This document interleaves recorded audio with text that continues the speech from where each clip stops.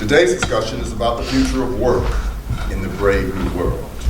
Regardless of whether general AI or singularity is happening, job displacement is. Neil Postman, the brilliant media theorist and cultural critic to whom we are dedicating this festival, suggested that we ask 7 questions before launching any new technology. They are in your program. One of the questions is, which people and institutions will be most harmed? If you want to know more about Neil Postman, come and take this class on Saturday at 1:30. How to question technology, or what did Neil Postman say? With that, I would like to introduce our moderator, Ritse Erumi, Doctoral Fellow at the Global Knowledge Initiative of the Ford Foundation. Thank you.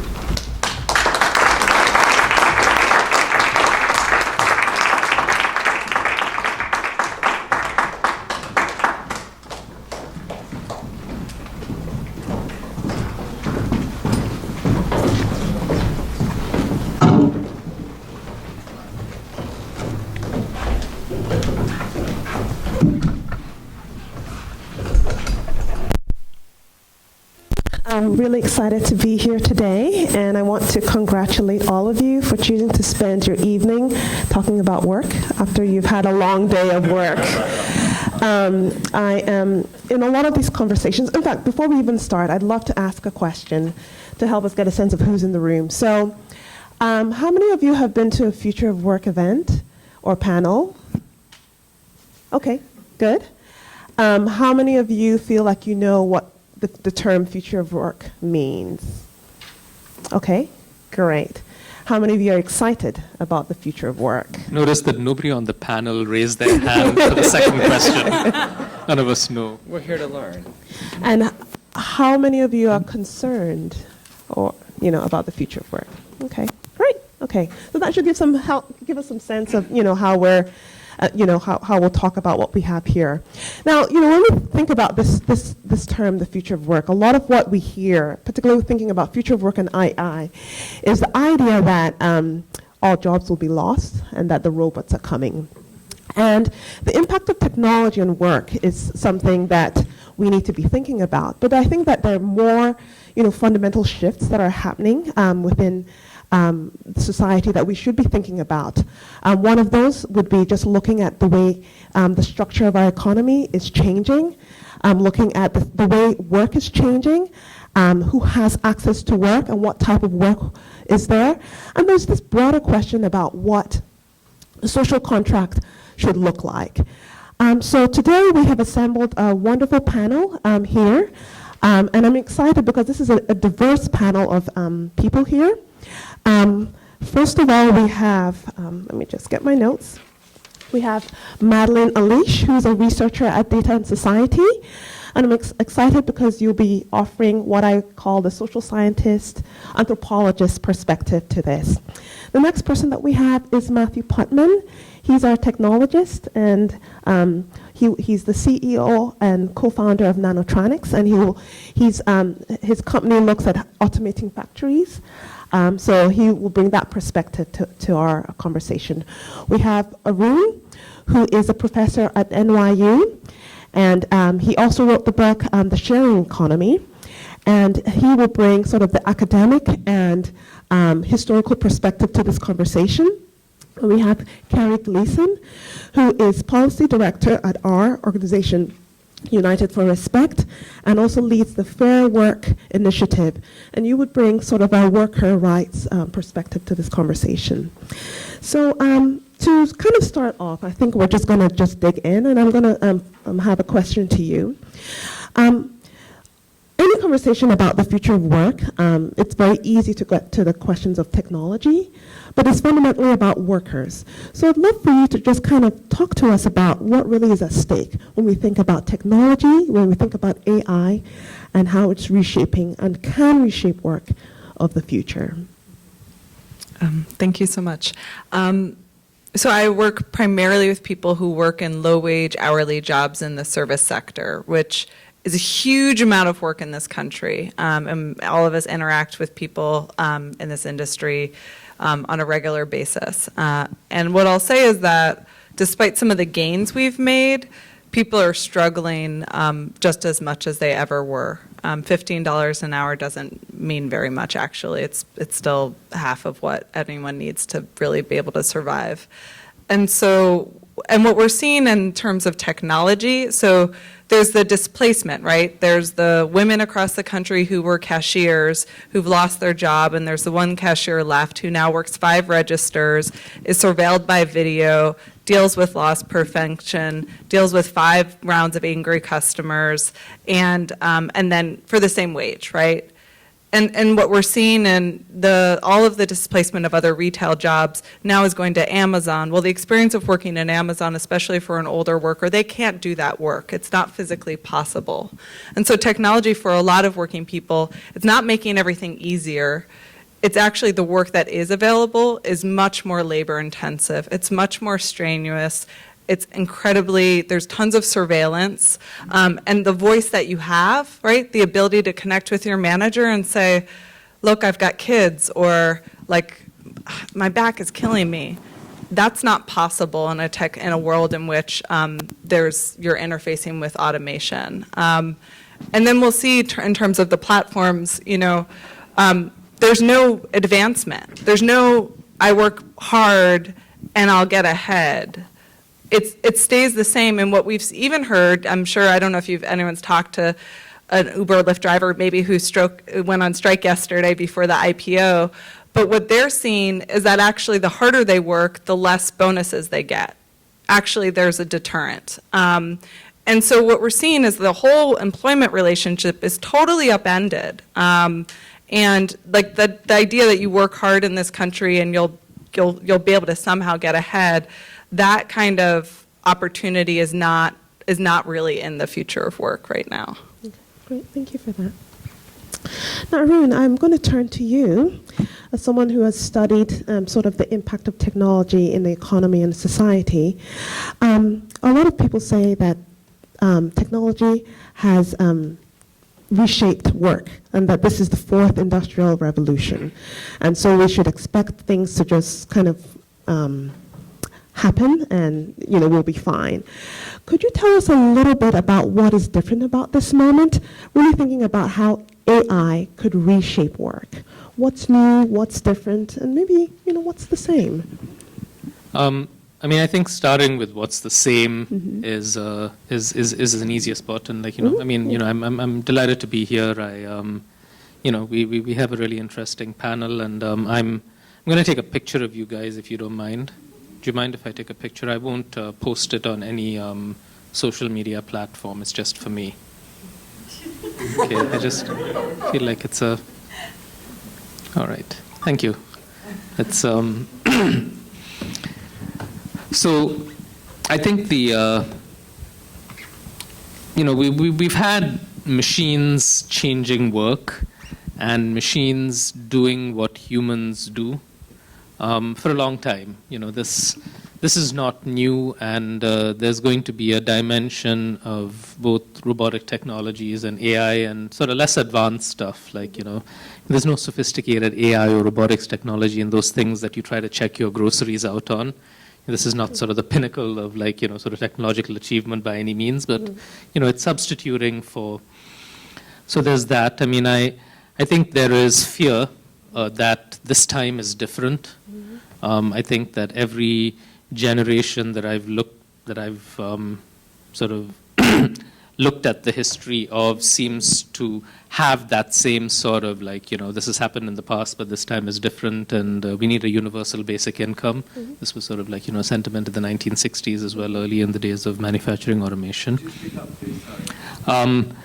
Yeah, so this was it's the first time that's happened when I'm holding a microphone, actually, But there's, I think what might be different this time compared to at least the last couple of waves of automation that we've seen, manufacturing automation sort of through the 70s and 80s and 90s, and farming automation at the turn of the 20th century, is that digital technology, computers are a sort of a fundamentally different kind of technology, right? This machine is not built for one purpose. This machine can be the same technology can do lots of different things, can do new things. And once you figure out how to make the machine do that thing, the capability to do that can be costlessly replicated across millions of the same sort of general machine. So we haven't really had a machine like this in the past. And so, if you believe that, you feel like we're in for a societal transformation that is less like what happened during manufacturing automation, what happened during farming automation, and more like what happened when we moved from sort of agrarian to industrial, or when we moved from being hunter-gatherers to agrarian. This doesn't necessarily mean that the future is bad. It just means that the change perhaps will be more profound. So just to follow up, so could you share what the opportunities are? When you think about sort of AI and the way it's reshaping industries and the work of the future? Well, yeah, so if you look at the positive aspects of different kinds of automation, like AI-enabled automation, there's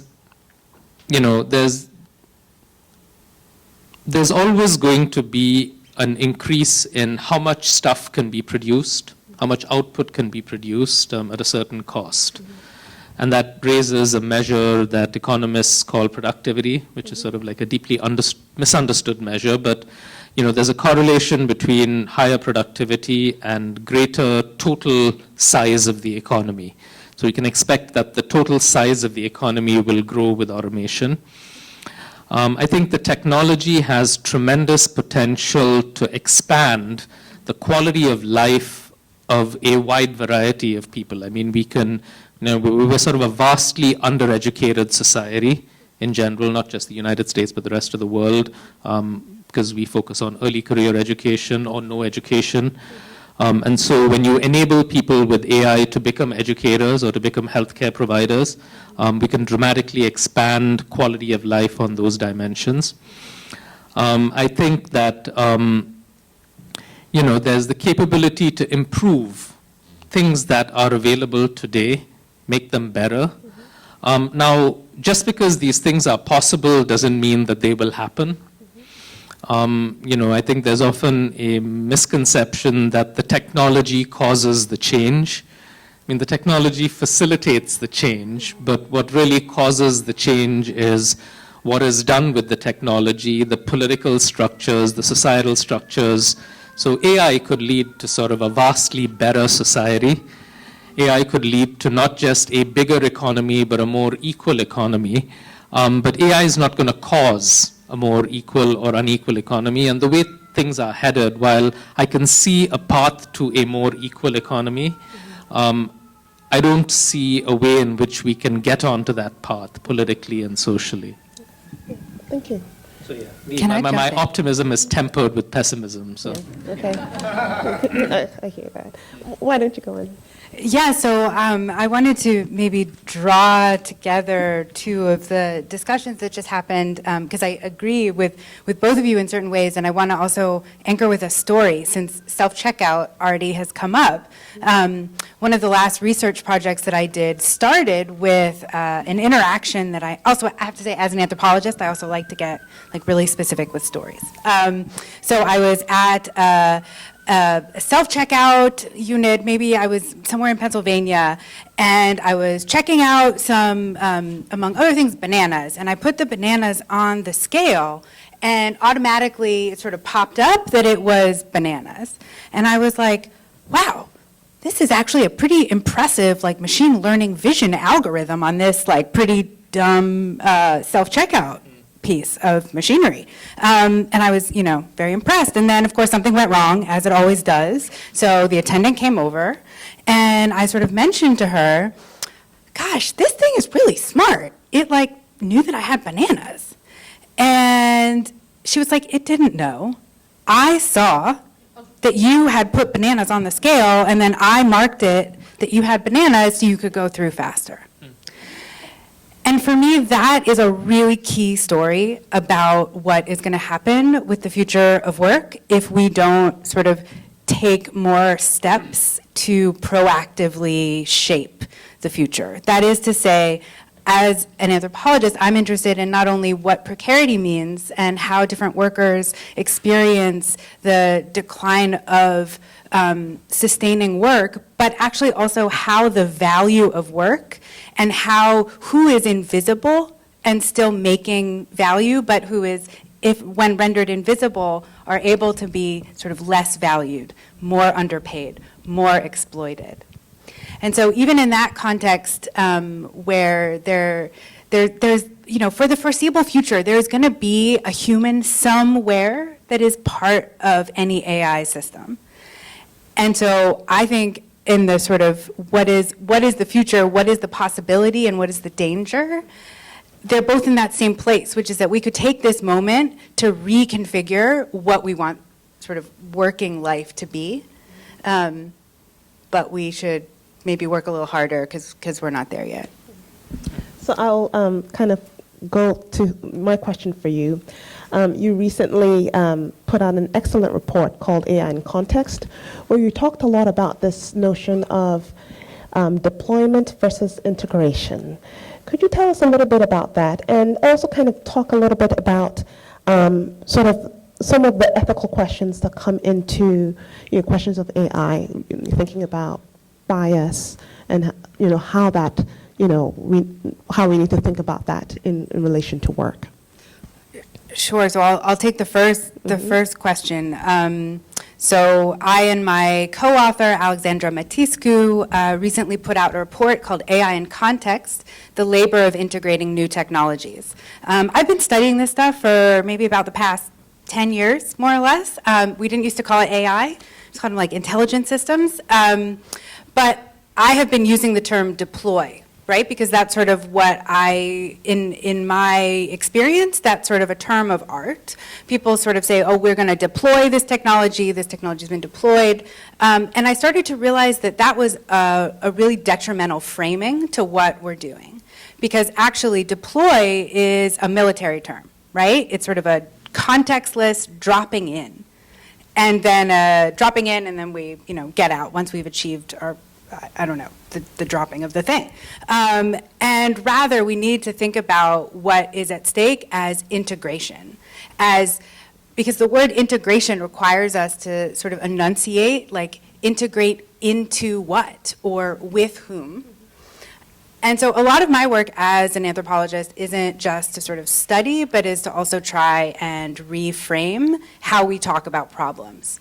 And so for me, yes, it's a small linguistic shift, but for me it can open up a different way to view the problem, and to also see how when we talk about deployment, first of all, it also sets technologies up to fail. But also it allows us to think about technology and humans as being separate, and social context as being separate. The fairness and bias question. Just give us a little bit of just a little bit about. So I think that this is a really large and important problem space that people are beginning to think more about. I think broadly, there are a lot of issues that we can think about in terms of if AI really is most centrally the kinds of data that a machine learning algorithm learns on. We have to think about what computer scientists call sort of garbage in, garbage out. That is, that if we are starting with a bad set of data, or in this case, a data that is reflects the current system, which in many ways has sort of systemic biases and injustices, we're just going to prolong those, right? So in the case of predictive policing, if you have a heat map that shows where police have gone to tell you where police should go, of course you're going to be reintroducing the kinds of structural and systemic injustice and violence that has built a great deal of the policing patterns in the United States thus far. I think that that's a different panel.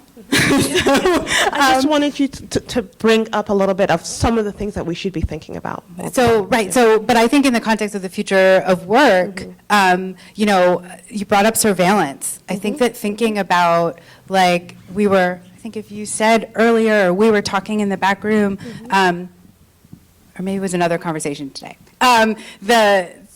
like who gets to be the winner and who gets to be the loser, and how is that set up? I think surveillance is a really interesting way to think about how those kinds of power dynamics are set up. Yeah, okay.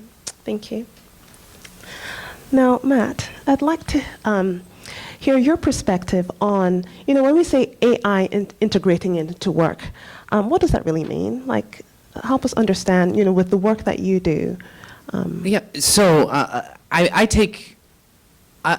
really think that really defining what is good about work and not good about work is important to when we think about how we're going to say what we want the future to be like.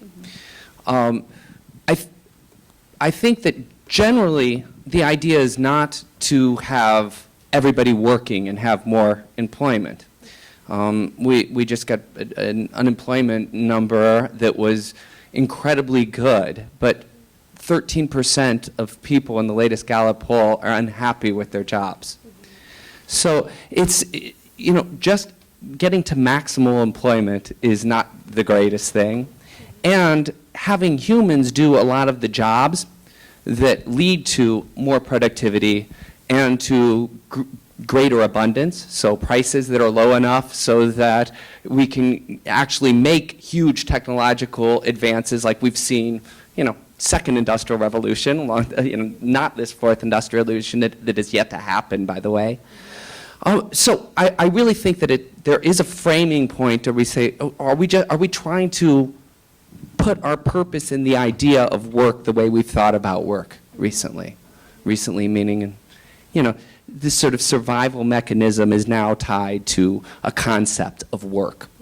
So in my mind, that if in order to create things that lead to a world that has less waste, that has iteration of products that are better than what previous generations have seen in an ever-challenging world, and lifestyles that are worthwhile, that take advantage of what humans do the best.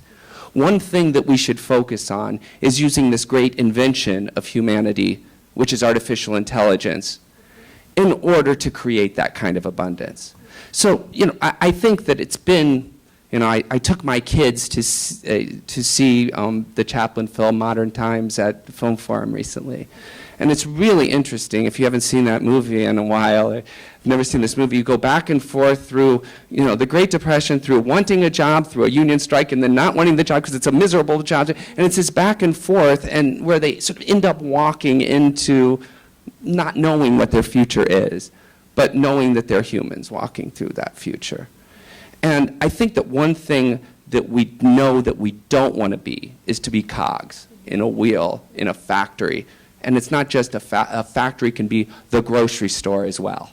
So I think about, if we can fully automate the grocery store and they know your bananas, the actual AI does know the bananas. There's not somebody with a boring job that they don't like anyway sitting there clicking that they're bananas. Now, there are a bunch of social things that we can talk about of how that gets paid for and how then the human does make a living and live well. And then you could talk about universal basic income, or you could talk about things where we're just not framing things as being work, but about being alive.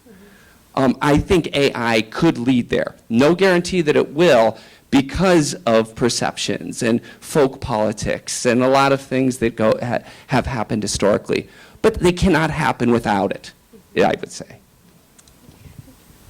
Can I just respond quickly? Because a panel is more interesting, right, if there's like a bit of tension. So I'll just kind of go to an extreme for the I already don't feel, you already don't know what you're talking about, so it's, it's clear.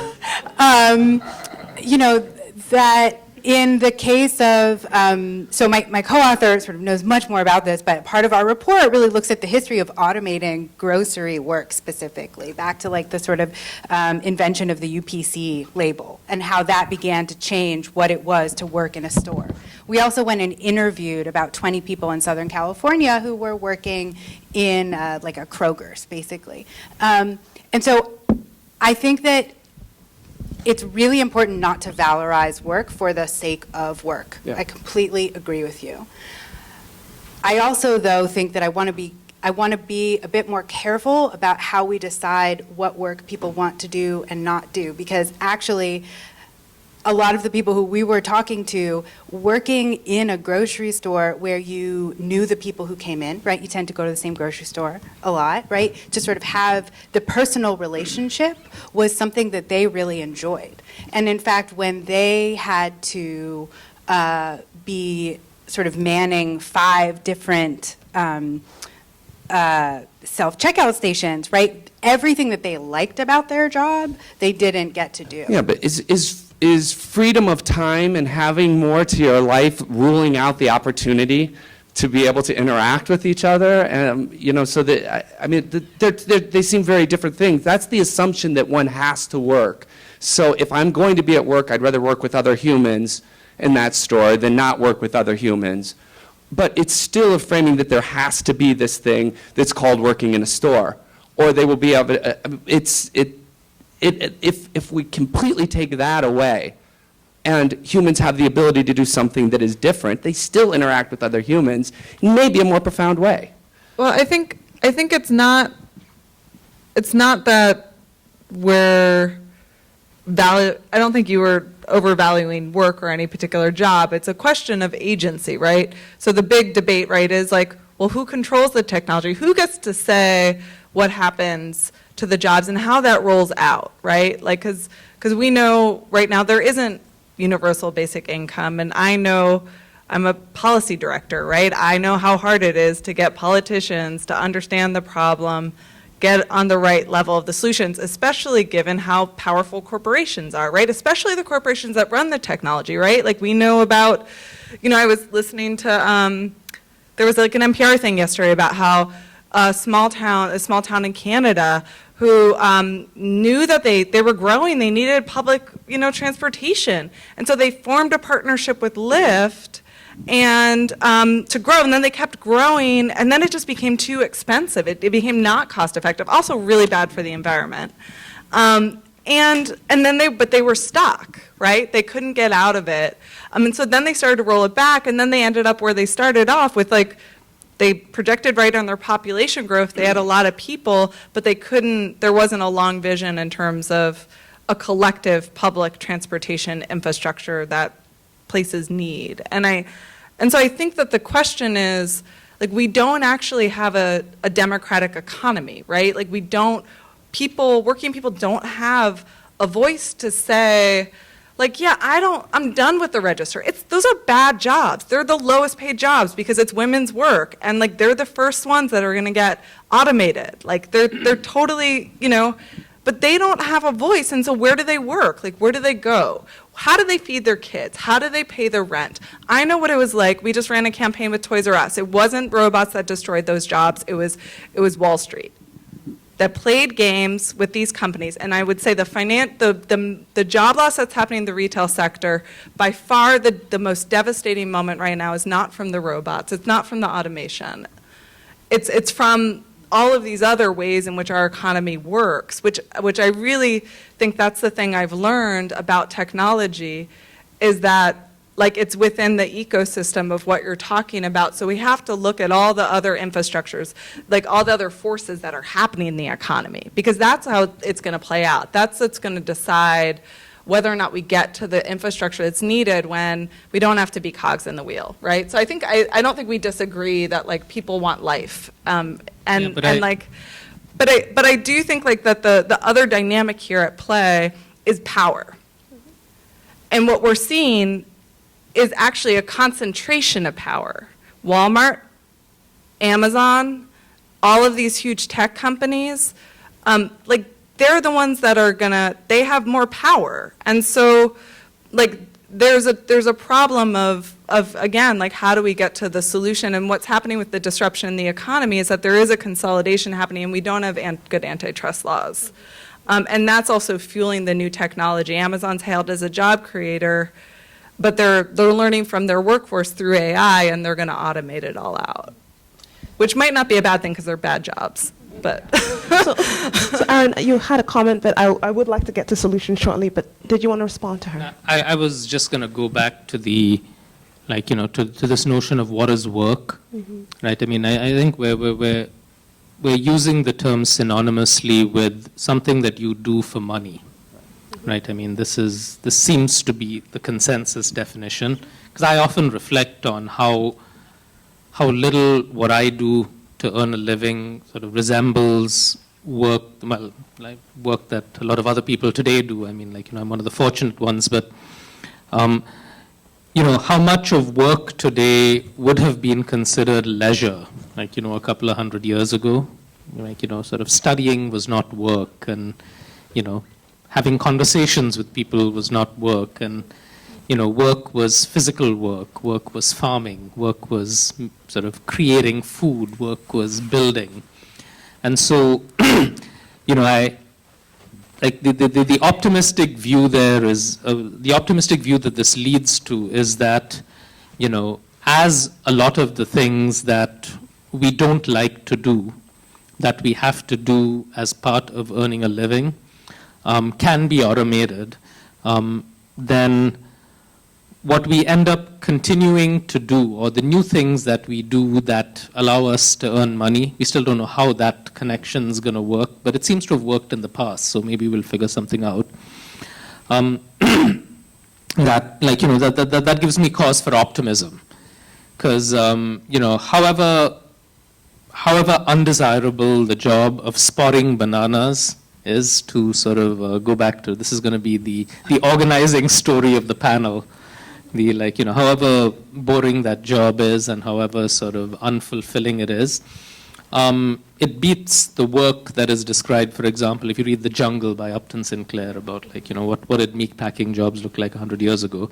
And so that sort of the technological progress and all the other changes that we've sort of have accompanied at the building of the social safety net has certainly sort of dramatically improved work. And so I often think relative to what? When we talk about, are we thinking about there's good work and bad work today, rather than, work in general today is worse than it was 50 years ago? Because I don't have a good way of understanding whether the latter is true, or whether we are, despite certain things going wrong, on a good path overall, where over time, the average quality of work in a person's life has improved. So I'm not giving you an answer. I'm just sort of saying it's something worth pondering. I hope we can do a little better than the grand arc of history. She called me a historian, so I'm not I like history. I'm an economist, but which I'm not sure. Some people would say, well, if you were a historian, at least you'd sort of be doing something useful, telling us about the past, but. But yeah, I often wonder whether, are we, without taking away from the specific sort of inequities and challenges that you guys see in, your day-to-day work, are we overstating the problem? That's sometimes what I wonder.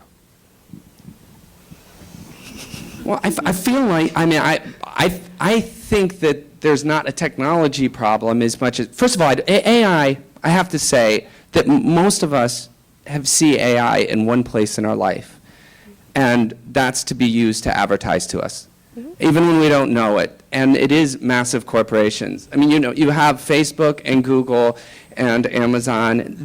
So this is where actual artificial intelligence has gotten to our lives.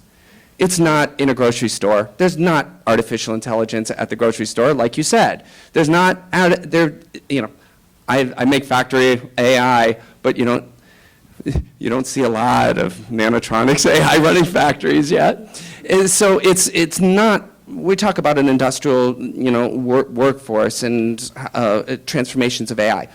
That's not what we have seen at all yet. So that's why we don't know sort of how to put this prediction of the future, as we were talking about earlier, into place. Yeah, I sort of feel like we've seen a lot of business model change. I mean, you could I'm sure that hedge funds, private equity has something to do with the decline in retail jobs, but the change in how we get our retail needs fulfilled, the change in how we get our, food that I don't prepare myself needs fulfilled, is also going to contribute dramatically to the decline in retail jobs. And you've all gone into restaurants and seen how there's nobody sitting there, but the person is really busy behind the counter. I often go to restaurants where someone will not pay attention to me or will make me wait because they can't make the seamless order or the Uber Eats order wait because there's a penalty to that. And so eventually the storefront will go away and we'll all be sort of ordering from these dark kitchens. So there's certainly sort of that dimension of change in the organization of the economy that is making certain sort of work completely redundant. Another place that We do need to get to, go ahead. this is really important Okay. though, I promise. Yeah. Another place that is that we are seeing AI right now that actually is another thing that we haven't talked on yet that does involve the future of work is hiring, right? And is sort of screening, either it's like pre-screening when candidates apply, or there are some companies who are like using facial recognition to screen candidates. And so I realized that that has been missing from the conversation. We've been focusing on a particular kind of work that we might even call labor. But there are other, and that would have been a better tie-in to your bias and fairness question. I know, I was just going to say that when you said that bias is not a part of this conversation, I was going to disagree vehemently. But then someone said something else that I disagreed with, and I sort of got. I hated to jump in with that. I feel like I should have sort of a stack like these computers have, where I'm like, okay, put it down there, But there are so many different sources of bias beyond the sort of the reinforcement effect that you mentioned with predictive policing, right? I mean, we learn from bias samples. Even when the entire population is used, we have more data from certain people than others. The outcomes are biased. And all of this sort of becomes a huge issue when, not just when you are using, there are companies like Pymetrics and HireView and all these sort of like fabulous technologies that allow you to take an aptitude test and that sort of match you with jobs where people with the same aptitude have done well. And those are overall positive if they're not biased, if we can sort of take out the bias. But I think the bigger danger is if access to work on a more sort of granular level, on a task level, on a, access to opportunity is increasingly algorithmically mediated. If that starts to happen, and even Amazon cannot build a deep learning system that sort of works well when it comes to sort of screening employees. They can't sort of eliminate the gender bias from, so that there's something fundamentally broken about the kind of AI technology that we're using. The sort of the throw a ton of data at a deep learning system technology that makes me really worried that there's going to be all these hidden sources of bias in the entire algorithmic value chain of how people get work that we're not even going to know exists. And we're just going to sort of see the bad outcomes. It's sort of like, I don't know what I don't know because of sort of the gutting of investigative journalism as the newspaper business has sort of, has failed. And, I just sort of assume that, the world is what it is. But it's probably a lot worse because we haven't sort of had as much investigative journalism as we could have if the newspaper business model was good. So with bias, I worry about this, that it's not going to be a manager saying, I don't want to hire women, or sort of explicit bias. It's just going to be sort of insidious, sort of buried in these places that nobody knows, and nobody knows it's there. I think that the real challenge here is just looking at the ways that the technologies that we're seeing are kind of driving. So a lot of times people think about the technologies as something that is actually just reshaping things or introducing new things, but that it's accelerating trends that are already in place. But I would love to hear your perspective on, we have a better sense of sort of the challenge, solutions. So I'd love to hear your perspective on UBI, but really thinking about what could the new social contract look like? as we think about, jobs changing, jobs being, getting being dismissed and stuff like that. So, I think before I get to like the ultimate solution, I want to respond to the question of bias, because that's still going to be the reality even when we get to basic income, whether there'll still be bias. And people will still want to work. And there still will be work. And so the thing about bias, and in terms of what the new social contract has to include, which is transparency and accountability. You need guardrails. Because otherwise the technology does end up in control, right? Somebody just is only working for the corporation, looking to make profit, and then it doesn't think about impact, right? And the downstream costs, there are downstream costs to the business, right? It's in the business interest to have people be well at work, but then also the downstream costs to society that then doesn't hurt the economy. But what's amazing about it, right, if that's what you need, technology has that information. Like it can tell us if there's bias in the system, right? We know what the population is. We know, and you can even do projections, right? I mean, there's like obviously like structural bias, right, where not everybody goes to the same schools. That starts the whole process off in kindergarten. But I think that there's an opportunity. We can know whether or not, we did a data analysis of the retail sector, and you look at bias in the grocery sector, and you're like, wow, it's the majority of the workforce. Why are they only 30% of managers? Well, that's like bias, right? That's like the only reason. It's tracking on occupations. And you can use data to change all that, right? You can be like, oh my God, look at that. There's total bias happening here. Let's create a program to make sure that we're having a representative workforce and that like people have equal opportunity, and we're not seeing higher turnover with moms because the company doesn't do enough to support families, right? Like there's so much information out there that creates new opportunities, right? So the social contract has to include that, and companies don't do that, especially in America, because they're worried about litigation, right? So they don't think about race until they get sued for discrimination, and then they create a diversity program. And then they get sued again by the people that they hired, right? I saw this with my mom. She was a part of a diversity program to get a job in finance. All of the women sued. Then the black men sued, then the gay workers sued, and then there was a merger, and then the women sued again, and it started all over again, right? And that's what happens in a diverse workforce where there's not a cultural shift, right? So all of these dynamics are still going to be at play. I think universal basic income is a great idea. That's also socialism, right? I think socialism, we need a democratic socialist economy where everyone has some basic stability, right? We get to go to good schools. That'll deal with the real fundamental cause of bias, right? We all get to know that we can eat tomorrow, that we'll have the lights on, that we've got a house, right? That our healthcare, if we get sick, because we're all going to get sick, that it's not going to put us into bankruptcy and on the street, which is what actually happens now. And that we don't have to make tough choices, right? We never have to choose between my asthma medication, my husband's diabetes medication. We don't need to break the law to have diabetes medication illegally shipped across the country so that my son can get the medication he needs to be well, right? These are all stories I'm telling you by people who just lost their jobs at Toys R Us. These are real life things. When 30,000 people lost their jobs at Toys R Us, it was, I can't tell you, we were working with people across the country. It was just like every other person had some catastrophic medical crisis that just pushed them, they were immediately at the brink, right? People are just it's so fragile, right? So if you had that stability, that would be amazing. Like we need that right now. We need that even if the jobs don't go away. We need that right now. And and that's just such basic stuff, right?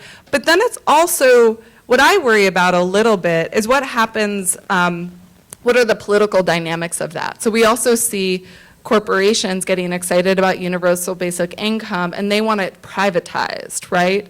The portable benefit system, some people want to privatize it. And that's still concerning, right? Because there's no accountability with corporations. And so we also need people to have positions of power in corporations, right? We need some kind of way where civic society has representation in these corporations.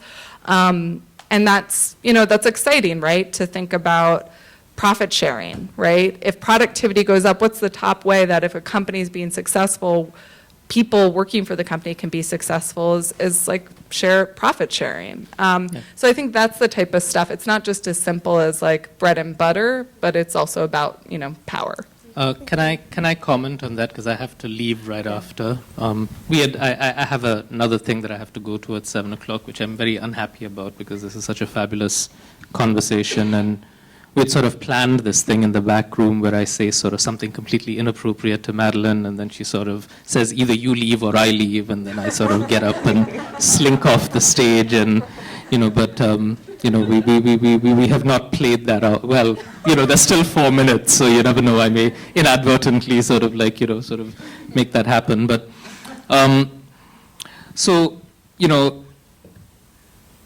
there's a similarity that I see between Uber drivers wanting to be employees, between people liking universal basic income as an idea, and between people liking transparency as an organizing principle. And I think that the thread is that what we're really looking for is something else. It's the effects of each of these things. So when I've talked to maybe thousands of Uber drivers, and I've talked to maybe hundreds of them about why do you want to be an employee? Do you want to be an employee? And half of them say, no, I don't. Half of them say yes. And you ask them why, and they don't really want to be employees. They want the nice things that go with being an employee, right? They want the benefits, they want the sort of predictability, they want the stability, they want the insurance, they want the safety net that has been tied to one form of work over the 20th century, one arrangement of work, full-time employment, but isn't available to people with other forms of work. And the reason why I draw the analogy with UBI and transparency is because I'm often on panels where I'm the voice of dissent about UBI, and because I say it's too expensive. I'm not going to give the usual economist argument that people won't be motivated to work, because there's plenty of experimental evidence that UBI does not lower motivation to work. It seems to sort of increase divorce rates, but that's because anything that creates sort of independence. That may not be a bad thing, right? Because it's probably people who would not have otherwise been able to leave a bad situation are empowered to do so. But, it's also because, it reduces a large fraction of government to a redistributive role. And my philosophy of government is one where they create public goods and they redistribute in a way that is effective. That's why we have this sort of social contract. That's why we have this central. And so I also find that 90%, I'm making this number up, but you guys don't have any evidence to the contrary. So 90% of people who come for UBI panels, economists get to do that. Yeah, no one else does. 91.7% of people who support UBI actually aren't in favor of universal basic income. They're in favor of a stronger social safety net, a floor that allows people to transition. Why did I bring up transparency? Well, I feel like transparency is a dangerous thing to want to sort of mandate as a design philosophy. Because there was this really interesting study that I came across recently about what effect has transparency about school performance had on society. And I think the study found that, over the last 20 years, we've made more transparent how good schools are through a variety of online systems that rates them. And what this has done is redistributed things in a way that has enhanced inequality dramatically, because it has caused sort of migration patterns where people go to the district that has, so transparency as a solution ignores the fact that there is going to be one segment of the population that is better able to take advantage of that transparency, and so it may end up exacerbating. So we want transparency because we want accountability in some sense, right? And we want understandability. And so I like those as design philosophies. I'll say one last thing and then I'll leave in a half. But to me, the two most important parts of this social contract, this new social safety net, are robust transition education. I mean, whatever the long-run effects of artificial intelligence and robotics are, I think it's very clear to me that a significant fraction of the workforce is going to have to find a new occupation. in the next 20 or 30 years. And every country around the world has vastly overinvested into early career education, universities like the one that I work for. They celebrate their universities. I mean, not everybody has great universities that are sort of go deep like the United States, but everybody talks about their Tsinghua University, their Seoul National University, their Tokyo University, their IIT, their top places. None of them celebrate the mid-career transition institutions because nobody really gives any resources to them. And we have to change that conversation. We have to make those important. Because I don't think just going online and getting skills is enough. I'm not laboring under any illusion that the students who pay a lot of money to NYU are there purely for the education that I'm delivering to them online and in the classroom. They have a package. They have networking, they have branding, they have learning how to think, they have career opportunities. They're learning how to sort of prepare for this next phase. It's a package. We've got to create a similar package of transition education that's more compressed, but is designed for the person who's 40 years old, and so that otherwise they won't be able to transition with dignity.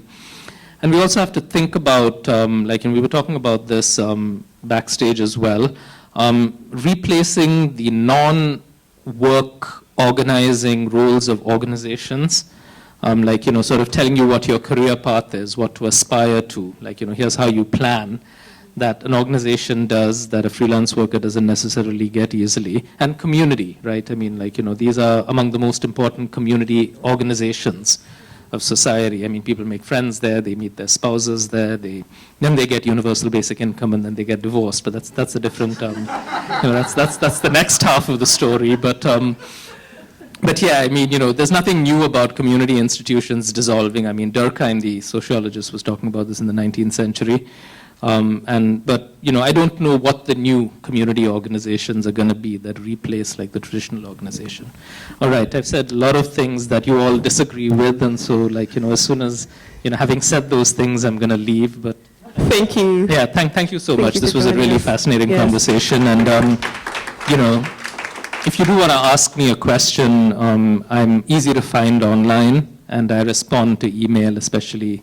If you sort of the subject line is I was on that panel and I had a question for you, but thank you. Thank you. Digital, DIGITAL, Arun, ARUN, digital Arun at nyu.edu.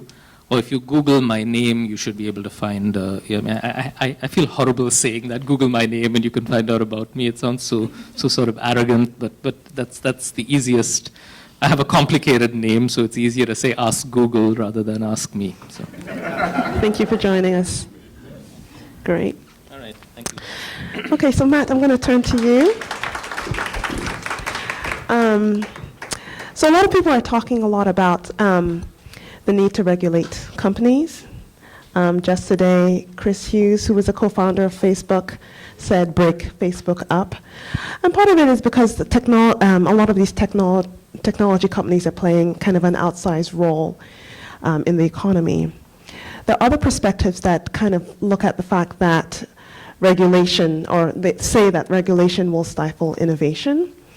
So I'd like to hear your perspective on sort of what type of regulation could sort of help us, that would support growth, but will also be human-centric as you think about AI and the way it kind of reshapes business models. Yeah, regulation is sort of, as a single topic, is a difficult thing in a way, because there's some regulations that are really important, some that really stifle innovation.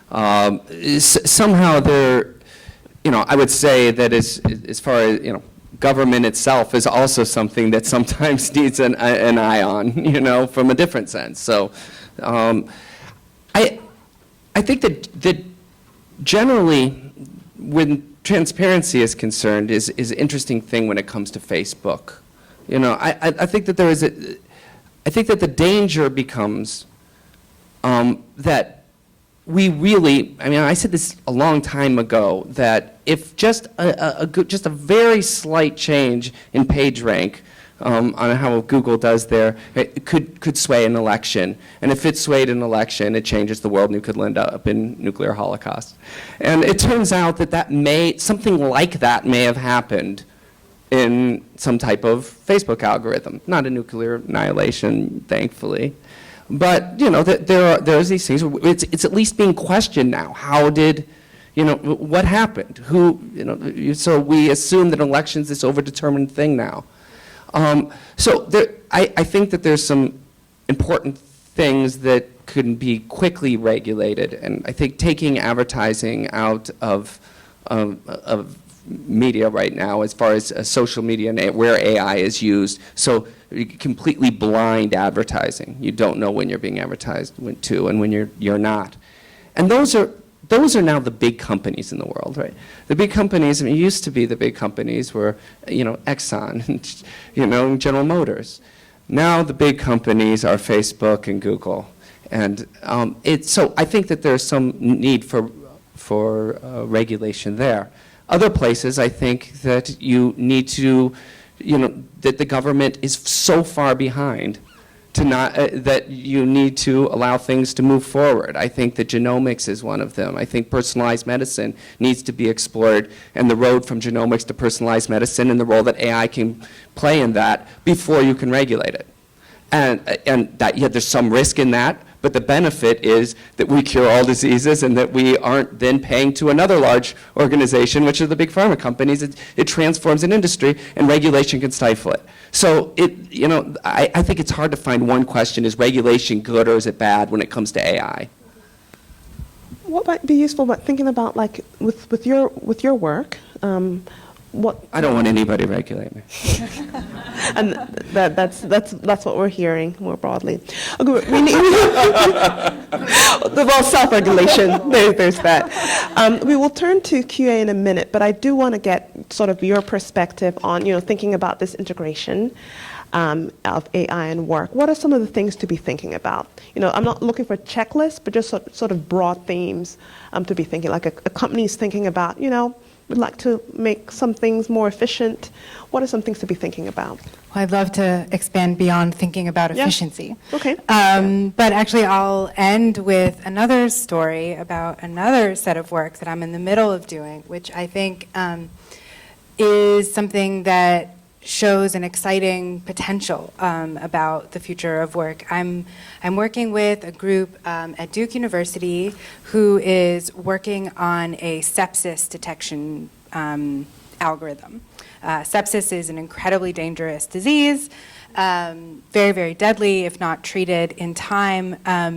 And this is essentially a deep learning AI diagnostic tool that is being used to help doctors make better decisions. And what the research and the way that they have been integrating this tool into clinician workflow has been, I think, a really inspiring example of how AI tools, intelligent tools, can be joined with humans in a way that will increase the capacity of the human. So specifically, the way that they've designed this is that, long story short, there are nurses who are, surprise, surprise, anyone who knows a nurse will know that, nurses know much more about everything than you could ever imagine. Bless you. But so nurses have become the kind of translators and conduits of this particular AI tool. They have essentially also become experts in sepsis.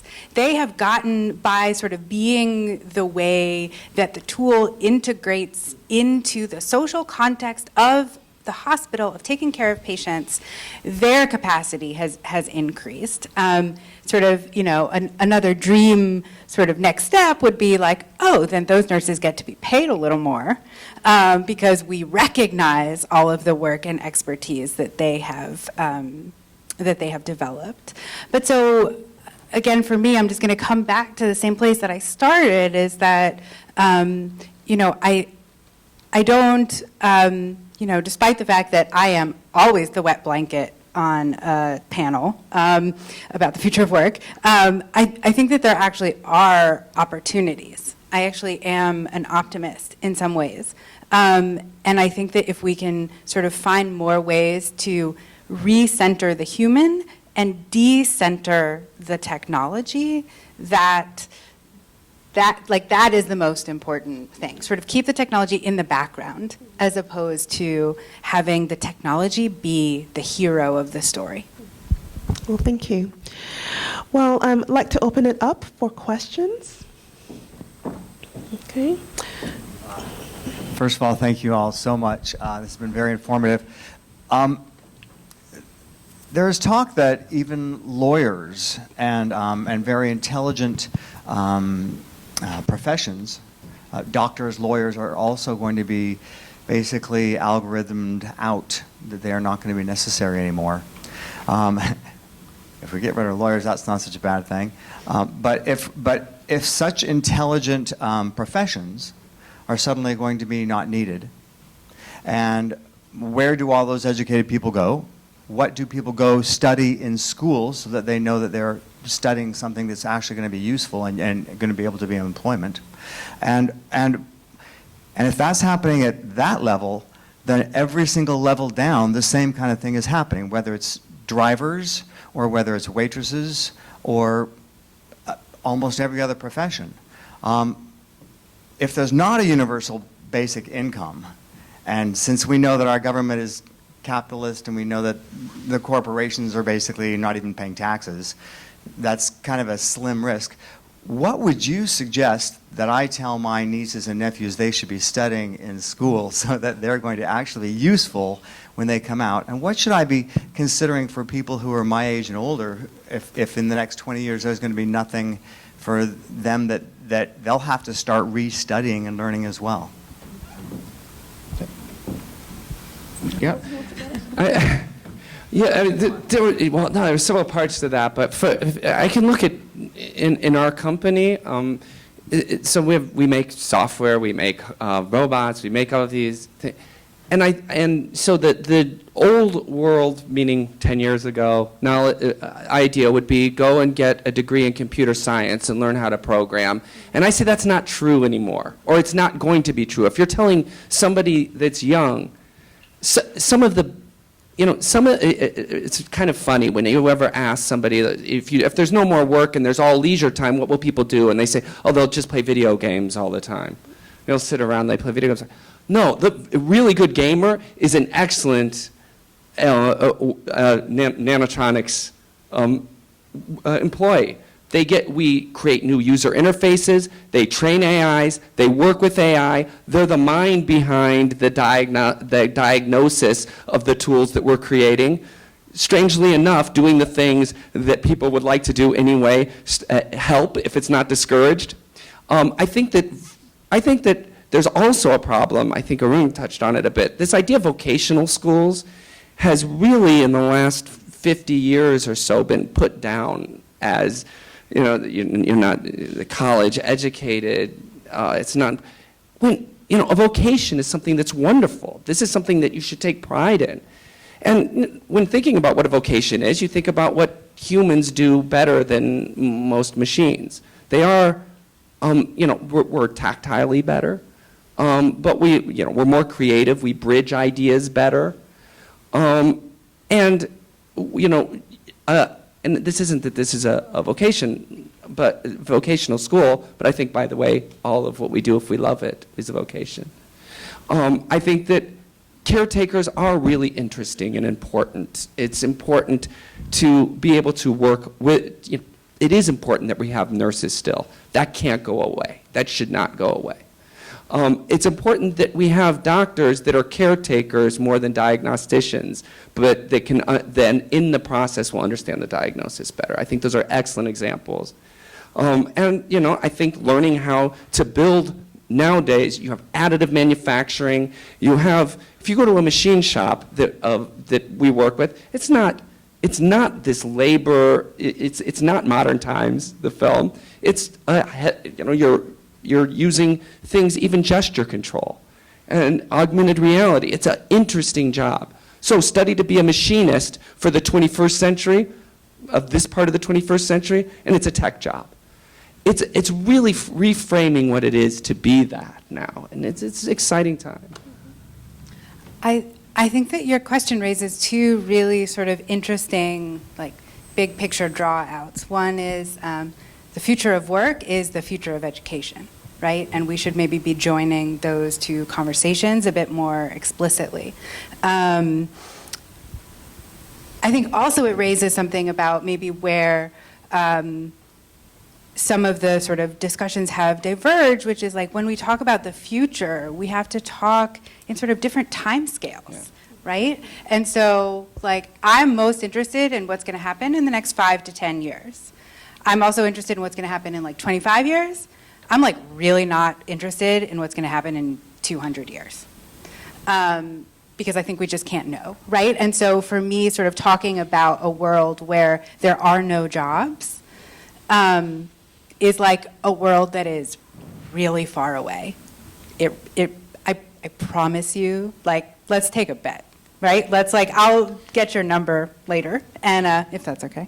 And you know, for me, like, I think what everyone is really seeing is that their jobs are going to be dismantled, but the wholesale replacement of entire professions and entire jobs is just not on the table. I mean, McKinsey and Accenture say it. 50% of all existing jobs exist now will be gone by 2050. So analyses from, like, you know, big consulting firms that we would sort of want to trust would actually want to sort of be telling corporations what they should be thinking. McKinsey, Accenture, they are saying that there are a high degree of jobs that have portions of them that will be automated. But the technology just isn't there to, like, replace everything. I mean, it's true that World Economic Forum, these numbers are, and I think it's very, whoever is right about this, I think that is okay for us to ask the more philosophical question because it'll point our action in the right direction.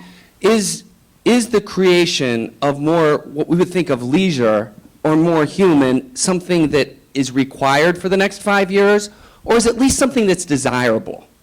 And if we start with it's desirable, maybe a step towards that then becomes that we should have UBI. We should not have a welfare state the way we do now because it's demeaning to certain. It's a really demeaning system. You know, you should go get a job. You shouldn't do you should. You know, the reframing of what our lives should be can start happening now. Whether we lose 50% of the workforce or not, we be prepared for it, and we understand what we would do best. Divide and conquer. Think about it. Just conquer. Hi. Excuse me. Is it dangerous to talk about a social safety net under the auspices of the demise of a big box store like Toys R Us without discussing the demise of Main Street at the same time, considering the fickleness of a market and that the market created the big box store to be allowed to do that without considering craftsmanship at play? Meaning, do we want to create a toy monger utility from the government, or do we want to allow craftsmanship and the government to regulate utilities that allow for that? Somebody else from me. I think I'm not entirely sure I understand the question. If you do, then. Yes. I don't know, Jimmy, if this relates to what you're saying, because I think I have, maybe this is going to sound like a weird or possibly uneducated comment, but I'm going to say it anyway. One of the things that I've been wondering about the whole time I've been listening and is the issue of convenience and the issue of consumer choice. And I feel like the conversation, the thing that sort of has me boiling, is that nobody's talking about what we as individuals have chosen for our own lives. And so one of the things that I think, and of course I'm not studying this or anything, so I'm just a sociologist who's observing what I see around me, is that I make the choice whether to go to my local grocery store or whether to order online. I make the choice whether or not to make dinner or whether to order from Seamless. You know, I make these choices. I make the choice whether to ask the person on the street for directions or whether to follow a blue dot around. And so when we talk about agency, I feel a little bit upset that we're putting like the idea of our collective lack of agency on the backs of, you know, I understand that it's also cheaper to get something from Walmart than it is to get it from the neighborhood store, right? I get that. So I understand that there are economic forces at work that might contribute to my choice. Ultimately, though, I make the choice, and so anyway, I'm just curious about that. I think that this And I don't actually know if that relates to what you're strangely- saying. Yeah, I think it's double last year, but 9% of retail is e-commerce. 91% is still in-store. It's brick and mortar, but it's not Main Street. So we can't we didn't remove telephones, the landline, until there was fiber. Sorry. We didn't remove landlines until there was fiber laid through. We didn't remove digital radio or television airwaves until there was the same infrastructure. Do we regulate the market in the same way we regulate the sense of what is the infrastructure we need to allow humans to create versus work for a wage? Yeah, I think that these do tie in because the freedom to choose what to do is absolutely what you want. And what Jimmy's saying, I think, is that freedom to go to Main Street now no longer is there, whether we have the sense of a great deal of freedom or not. And when it comes to production and automation, it does tie to craftsmanship. If we have tools that allow us to do things that are individual to us and not part of the mass like this, then it's more freedom to create, then it's more freedom to how you consume, or how you, not even consume, just how you live and how you spend your leisure time and how you digest art, literature, or anything that you might do, play or eat a taco. Can I get to the question about personal agency and choice? When do we have until? We have about 5 more minutes. So. I just want to say, I think it's a really good point. I think for me, they're not mutually exclusive in any way. It's just sort of thinking about where are the levers of change. And I think that what I don't want to say is that it's one or the other, because I think that also it's, I personally make specific choices. I, did not use ride shares yesterday. Like, there was a boycott with a strike with Uber and Lyft yesterday, in case you didn't see that, right? There are individual actions, but also I think leaving it all on consumers to produce the change is also, that's just personally not the way that I think enough change will come. I just feel like that hasn't been part of the conversation. Yeah, no, thank you for bringing it up, because I think it's really I think it's an important part of the conversation. It's like, do I choose to put Alexa in my home and then allow that, because I've put that in my home, to then feed me advertisements which are subliminal, of course. I think it's very interconnected. I just want to make sure that I'm also thinking about do I scroll on Facebook for 3 hours a time? And, when I know anyway what Facebook has done, am I still on Facebook? Like, who's here still on Facebook? We choose these things, so. Yeah. All I wanted to say was I really like this idea of that we have choices, and I think that that's true in a sense. Like, I feel like I have a choice, but I also think just placing that onus on the user and assuming that we all have choices is also kind of biased, because there are a lot of people who don't have choices or may not know that they have choices, and there's only a certain amount of things available to them. So again, that's what we want like our technology to do, the though, safety net. is to free us to have more choices. I mean, there's a very kind of, I think, kind of dystopian idea going around, not here, but in society in general right now, that if the more choices that one has, the less, nobody will know what to do with themselves. I think that we're starting with the premise that we'll all have to work, so we have to somehow contain this. But the goal to have this leisure and have choice is a useful one, and technology can help enable that, and especially artificial intelligence. So we cannot think about the future as like apolitical.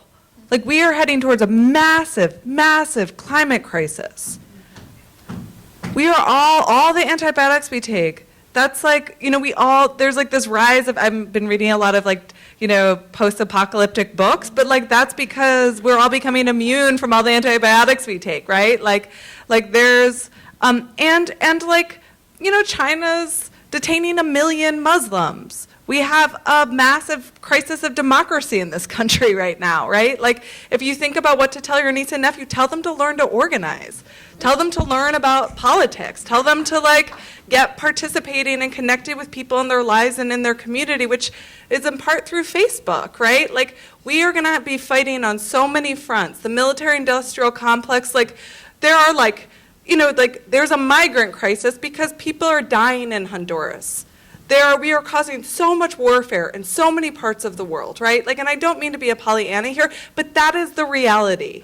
It doesn't matter where you shop. This is whether or not we have the political power to have a democracy that cares about human beings, and the automation stuff will only be one part of the picture of the future, and that's the thing that we really have to be worried about, I think. Sorry. Not at all. Oh, not at all. Thanks for that. I mean, I think one thing that, before we end, does anyone have any other comment? Okay, so one thing I wanted to bring up about this question about choice, right, is that sometimes even the technologies sort of determine, in some ways, what choices are. So you think about, like, Amazon, right? If it's gobbling up all the stores, will that store that you talk about, the neighborhood store, still be there? You know? You don't buy on Amazon. So I just would argue, again, I am in no way suggesting, I'm in no way suggesting that it's all consumer responsibility. In no way. I'm just saying that if we're buying, I think it does matter where we shop, because part of what's happening across the globe is that there's a massive, like, retail, problem that is causing, I can't talk about it intelligently, but it's causing horrible jobs, it's causing environmental, disaster, it matters what you eat. It matters if you're eating meat, where are you sourcing your meat, those things actually do matter. And so I just think that it does matter to some degree, and part of organizing, I agree, is getting that word out, getting intelligent. But I just think in terms of the aggregate, like, I don't shop at Amazon. I think I take a lot of personal choices, so I take it to heart in my human life of, like, how I feel about, like, integrity in living, But I think in the aggregate, it matters less, because you and I are two people, and there's, like, billions of people on Earth, I think it's hard to get, personal choice is not a pathway to aggregate change, I think, unless you change systems and infrastructure where Amazon's curbed and small businesses are supported so we can get our mainstreams back and you get commercial rent regulation.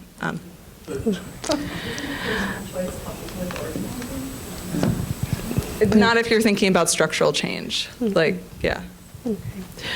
Well, we are at time, but the panelists are here, so if you want to just quickly chat with them, but wanted to thank you all for spending the evening with us, and thank our panelists for speaking with us. And thank you to our moderator. Good.